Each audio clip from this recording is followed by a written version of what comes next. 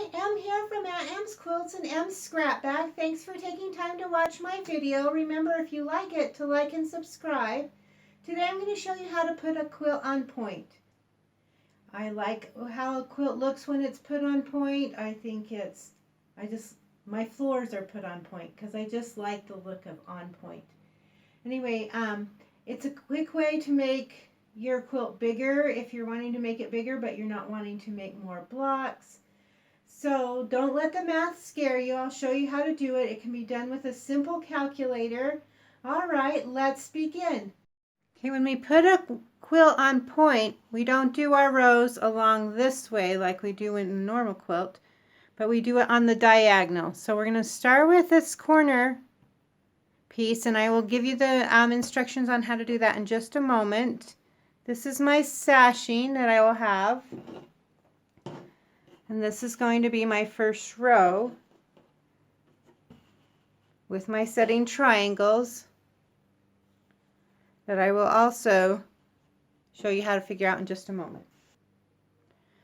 So once again, the corner triangle, the sashing, your row, and then a sashing, and then your next row. And you just keep going along. Do another sashing, and you're just going to do it all on the diagonal. Okay, so for our corner piece, we want to know what size our finish size is. For this quilt, the finish size of my blocks are 6 inches, okay? So we're going to do 6 times 6, so your finish size times your finish size. All right, and then we're going to divide that by 2. Okay, so let's do that on our calculator. 6 times 6, and that will equal 36. And then we're going to divide that by 2, will give us 18. And then we're going to do the square root. Your square root sign looks like that.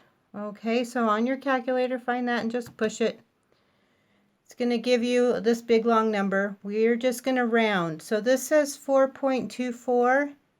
So quarters are like 25, 50, and 75. We're going to round to that number. So we're going to round up.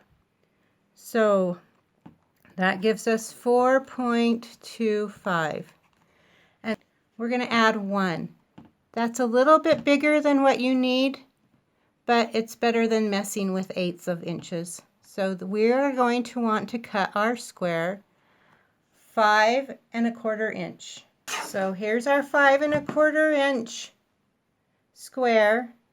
We're going to go from corner to corner and just cut it like that. That's going to be our corner, because we don't want this bias side out on the edge of our quilt, because see, it's stretchy. This, not so much. Okay, in order to get our setting triangles, those are the ones that go down the sides of our quilt. We want to use the long side here so we don't get stretchy like we would with our biased here if we were to cut it in half. So what we do to do that is we have the finish size times the finish size times 2. So we're going to go 6 times 6 times 2 and push equal. All right, that equals 72. And then we're going to do our square root button. And that's going to give us this long number, 8.4852. We're just going to round that to the nearest quarter, so that we're going to say 8.5. Okay, and then we're going to add 1.25, because we're adding that's for our seam allowance, because we're cutting that, and that's going to give us 9.75. So we're going to want to cut our square 9 3/4 inch. So then we're going to take that square and we're going to cut it on the diagonal twice.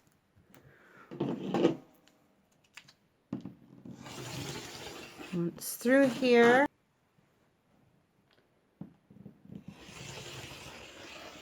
and once through here. and that will give us our setting triangles that will go through our quilt this way and give us the finished edge. See, wasn't that easy? Now let me show you a slideshow of quilts that I've done this way, just in case you don't want to do the math and you want me to do it for you. I have some examples of patterns that you can purchase.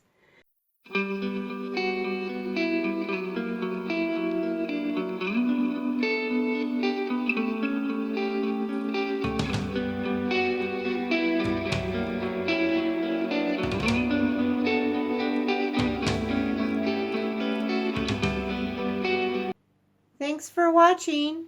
Remember to like and subscribe. See you next time.